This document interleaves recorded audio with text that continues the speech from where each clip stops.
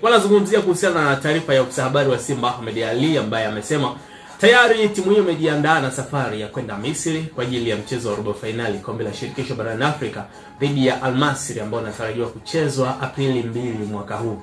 Akizungumza na waandishi wa habari leo, Ahmed amesema kikosi kitaondoka nchini alfajiri ya tarehe 20 kuelekea Misri. Wachezaji wetu waliokuwa Taifa Stars wataungana na timu nchini Misri. Kamara na Mukwala tayari wamewasili nchini kujiunga na wachezaji wenzao kwa ajili ya maandalizi ya safari.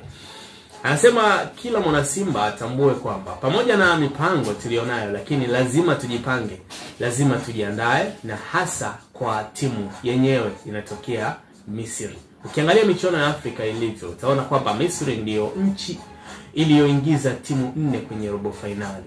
Tunakwenda kucheza na Al Masry tukijua tunakwenda kucheza mechi ngumu kweli, lakini dhamira tuliyojiwekea ni kufuzu nusu finali.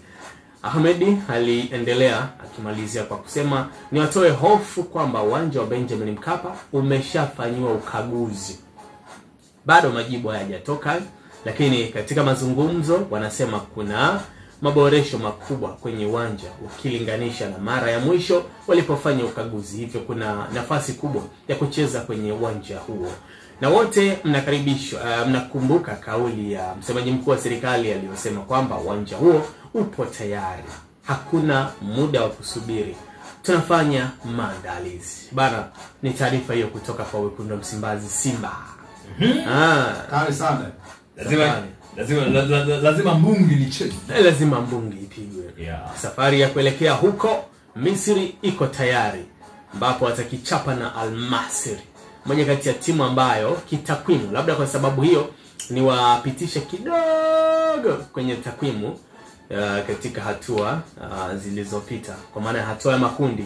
Hatua ya makundi bana, Simba iliongoza kundi huku Al Masry ikimaliza nafasi ya pili kwenye kundi lao.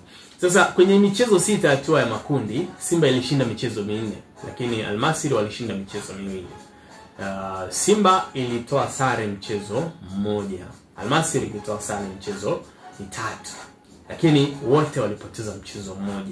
Unaona tofauti hapo kabisa? Unapoteza mchezo 1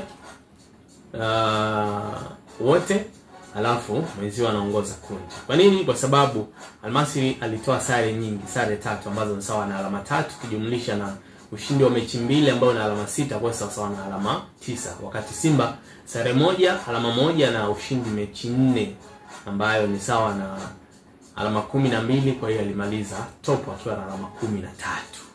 Kwa hiyo sometimes ni vizuri kupoteza michezo mingi, michezo kadhaa halafu kashinda mingi kuliko sare nyingi. Sare zisipoteze mingi, hiyo sio sare nyingi. Yaani zisiwe sare nyingi.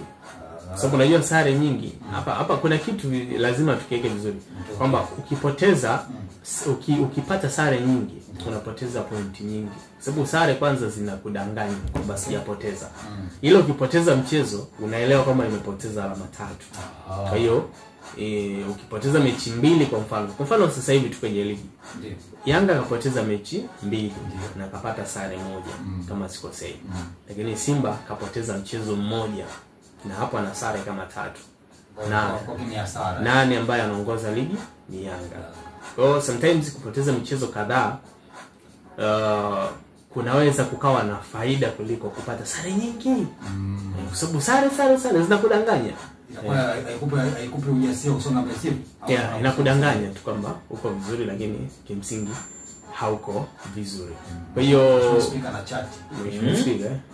Nasoma ripoti moja. Okay. Nataka nitolee ufafanuzi. Somi bwana, somi. Sio hii bwana. Ni ripoti moja imetumwa. Okay. Kweli kabisa. Imetumiwa na kiongozi ndio alikuwa anaifuatilia. Okay.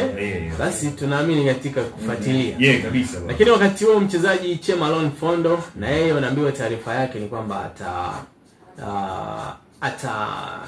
kwamba yupo nchini Morocco, anaendelea na matibabu kwa sababu ana majeraha. Kwa hiyo baadaye madaktari watatoa majibu ama taarifa kwamba ni lini mchezaji huyo atarudi uwanjani kuendelea na majukumu yake. Yuko Morocco.